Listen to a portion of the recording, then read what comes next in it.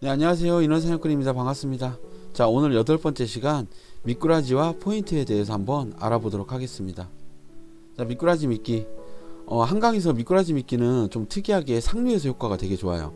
제가 하류하고 중류에서 미꾸라지로 낚시를 많이 해봤었는데, 이게 하류 중류에서도 안 오진 않아요. 안 오진 않는데, 그 입질 빈도수로 따져본다면 상류에서 좀 입질 빈도수가 높았고, 중하류에서는 입질 빈도수가 낮았던 것 같아요. 그래서 미꾸라지는 상류 쪽에서 추천드립니다. 자, 다음 두 번째, 입계기, 눈계기, 아가미계기가 가장 좋다. 장어를 잡아서 어항에서 키우시는 분들이 그 미꾸라지 이렇게 넣어주잖아요. 그러면 장어가 먹을 때 꼬리 쪽을 공격하거나 옆구리 쪽을 공격하는 경우가 되게 많거든요. 장어하고 미꾸라지가 서로 마주보고 있는 상태에서 장어가 이렇게 마주보고 있는 얼굴을 확 물거나 그런 경우는 제가 많이 못 봤거든요. 보통은 꼬리나 그 옆구리 쪽을 물어가지고 이렇게 먹거든요.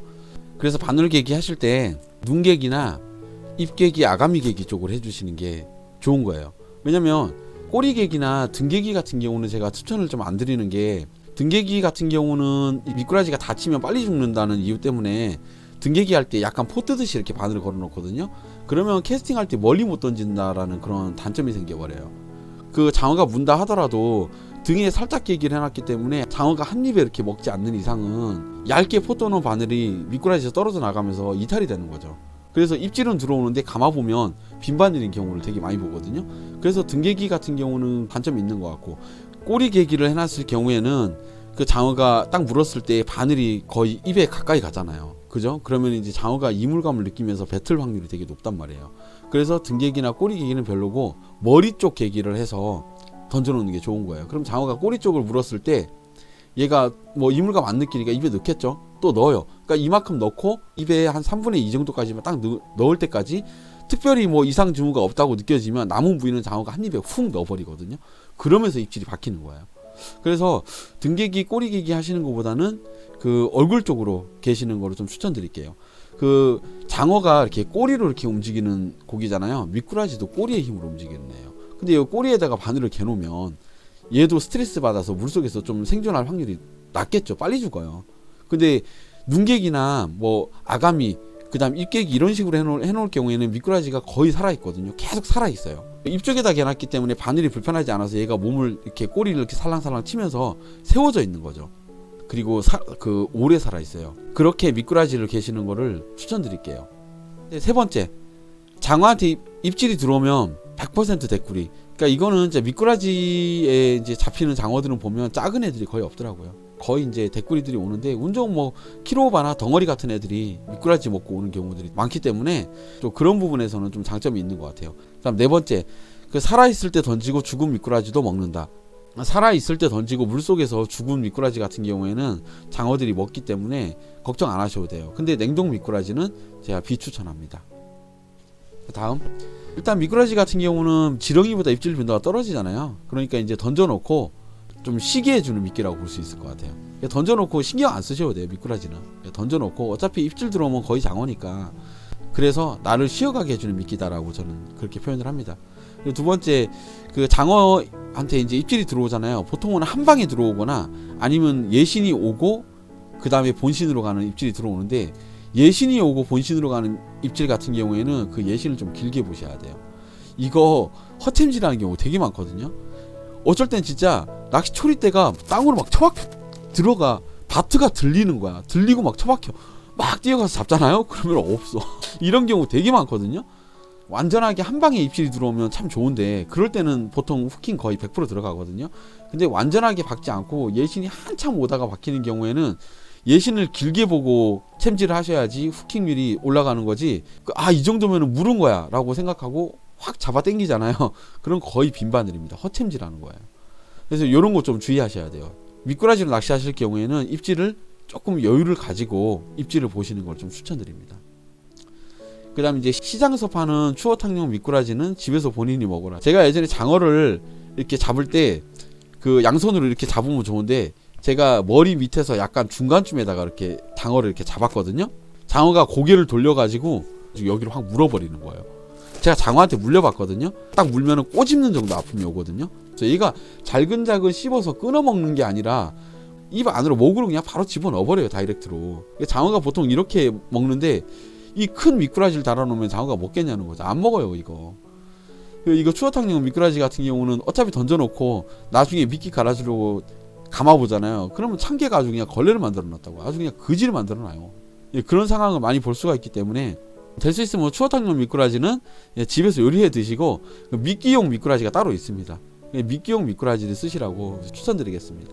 자, 다음 한강에서 미꾸라지에 반응하는 고기에 대해서 몇 마리 적어 놓은 건데, 거의 보통은 지금 이제 쏘가리, 누치, 강준치, 메기, 잉어, 가물치, 자라 정도. 제 경험상으로 미꾸라지를 사용했을 때는 9대1 확률로 제가 장어를 잡았었거든요. 이게 사람마다 틀린데 어떤 분은 미꾸라지를 달아 던져놨더니 누치만 죽어라 잡히더라 하시는 분들도 계시고, 또 어떤 분은 뭐 잉어도 물었다, 메기, 강준치도 물었다, 뭐 어떤 분은 가물치 물더라, 어떤 사람은 자라도 물더라.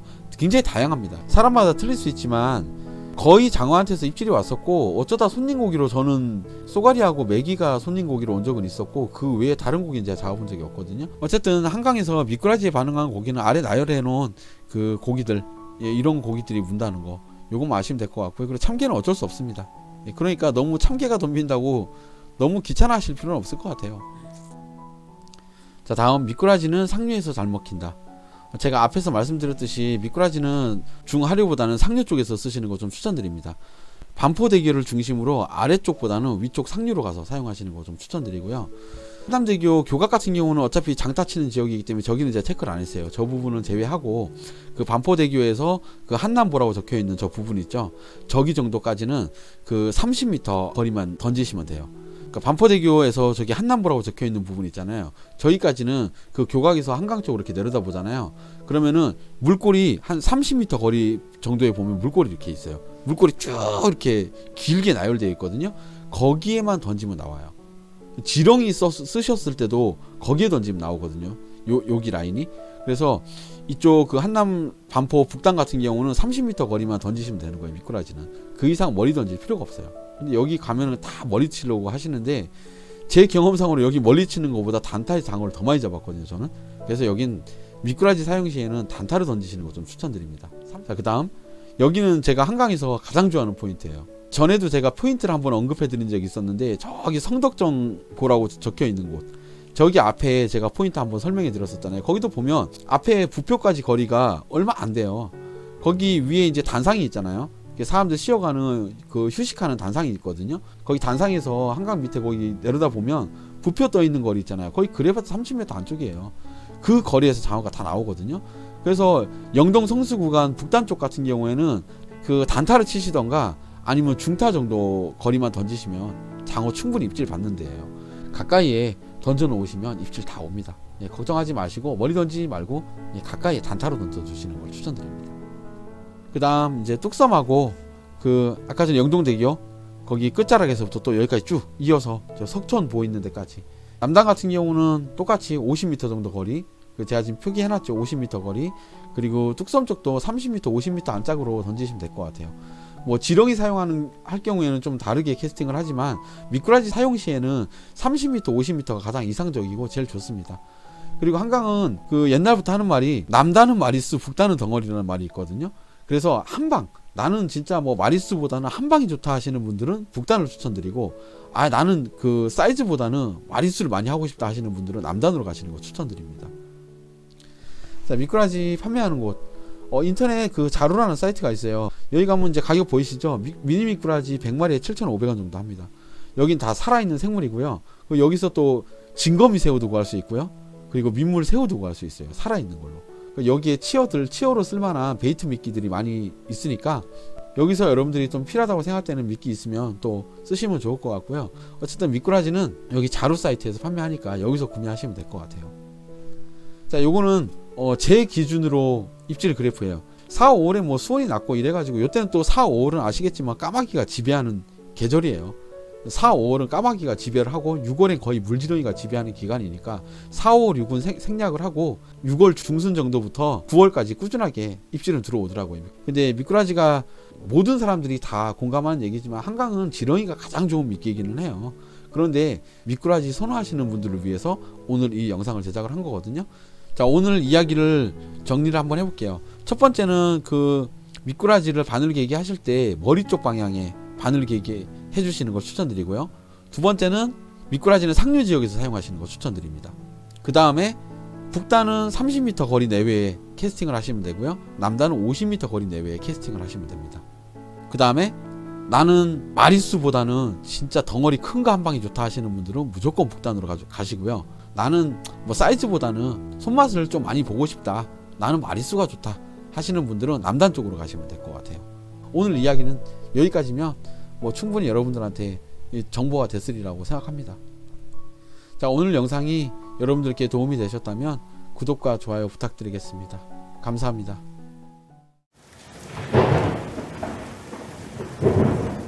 여기가 쏘가리가 되게 많은 지역이거든요. 여기서 제가 쏘가리 잡는 거를 팁을 하나 드릴게요. 루어대를 하나 가지고 가세요. 루어대를 하나 가지고 가서 그 원줄 있잖아요. 원줄을 한 30cm 정도만 나오게 해서 그 지그에 대해 웜을 달고 바닥에 내려놓고, 그리고 석축으로 그냥 걸어 다니세요. 왔다 갔다, 액션도 필요 없어요. 그냥 왔다 갔다 하면 뭐가 덜컹덜컹해. 딱 들잖아요. 쏘가리예요. 여기 쏘가리 엄청 많거든요. 그래서 밤에 여러분들 그 장어 낚시 하시면서 심심하면 쏘가리 낚시도 한번 해보시면 좋을 것 같아요.